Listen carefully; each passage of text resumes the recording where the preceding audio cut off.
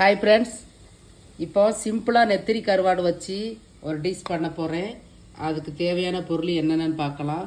நெத்திலி கருவாடு உப்பு இல்லாதது நல்லா சுத்தம் பண்ணி வச்சுருக்கிறேன்.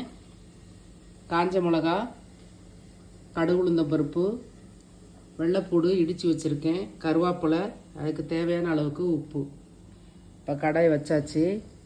காஞ்ச உடனே எண்ணெயை ஊற்றிக்கலாம்.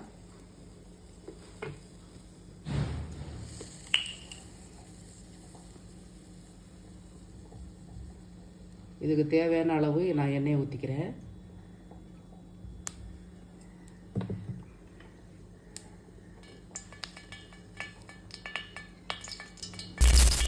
எண்ணெய் காஞ்சிருச்சு. கடுகு உளுந்தம் பருப்பு போட்டுக்கலாம்.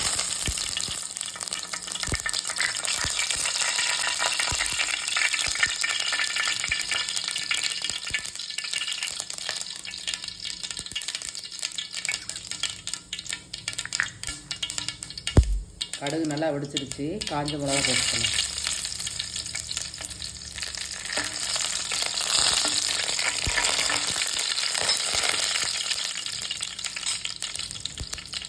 கருவேப்பிலை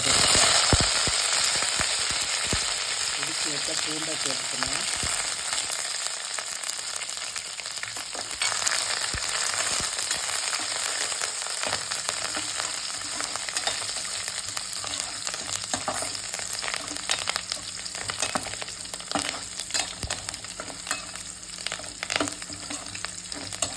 பூண்டு கொஞ்சம் வதங்கவும் நம்ம இந்த கருவாடை சேர்த்துக்கலாம்.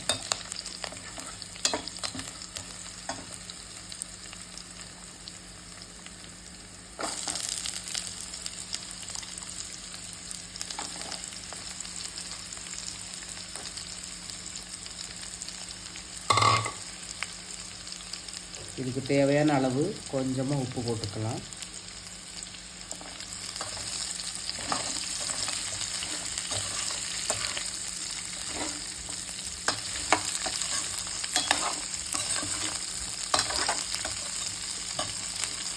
ரொம்ப ஈஸியாகவும் சீக்கிரமாகவும் செஞ்சிடலாம் ஃப்ரெண்ட்ஸ்.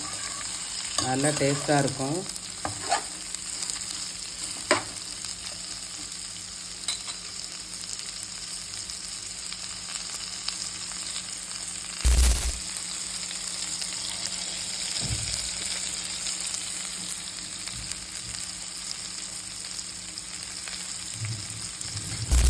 ஒரு 2 நிமிஷத்துக்கு மூடி போட்டு இதை மூடிக்கலாம் ஃப்ரெண்ட்ஸ்.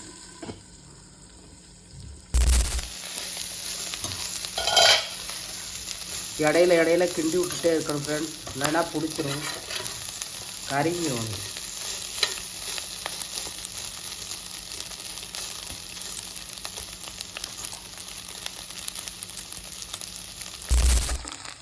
ஃப்ரெண்ட்ஸ் ரெடி ஆயிடுச்சு. இதில் நம்ம தண்ணி தெளிக்கிறது, தண்ணி ஊற்றுறது இதெல்லாம் பண்ணவே கூடாது. இது எண்ணெயிலே தான் இது ஃப்ரை ஆகணும். நம்மளுக்கு ஈஸியான முறையில் நெத்திலி கருவாடு பொரியல் ரெடி ஆயிடுச்சு. இப்போ நம்ம அடுப்பை ஆஃப் பண்ணிடலாம் ஃப்ரெண்ட்ஸ். ஆஃப் பண்ணி